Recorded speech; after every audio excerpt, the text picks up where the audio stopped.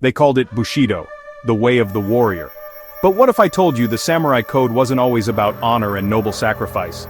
In truth, Bushido was a brutal set of expectations, a way to shape warriors into weapons that belonged not to themselves but to their lords. The code wasn't designed to protect life, it was designed to control it. The samurai emerged in medieval Japan as enforcers of the feudal system.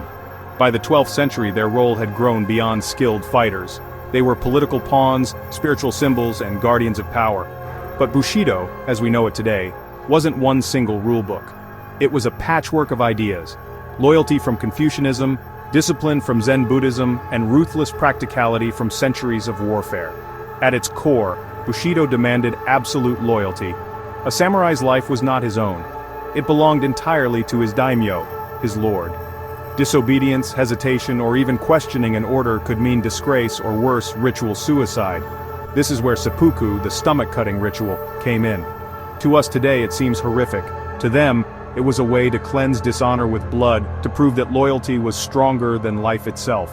Bushido also demanded mastery of both the sword and the mind. Samurai weren't just killers, they were expected to study poetry, calligraphy, and philosophy.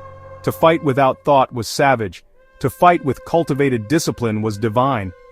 Yet the code was also full of contradictions. Samurai were meant to live by honor, but they were also expected to spy, betray, and kill when it served their masters. They were told to respect life, but were trained to end it without hesitation. During peacetime, Bushido kept samurai controlled and obedient. During war, it unleashed them as fearless soldiers, convinced their death meant glory. And as Japan modernized in the 19th century, Bushido didn't die. It was revived, twisted into a tool of nationalism, teaching that loyalty to the emperor was greater than loyalty to life itself.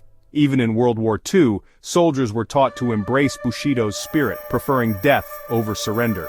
So was Bushido truly about honor, or was it a code crafted to keep warriors obedient to power, even when it meant their destruction? The truth is that the way of the warrior has always been more than a code. It was a cage. A beautiful, disciplined cage that shaped one of the most feared warrior classes in history.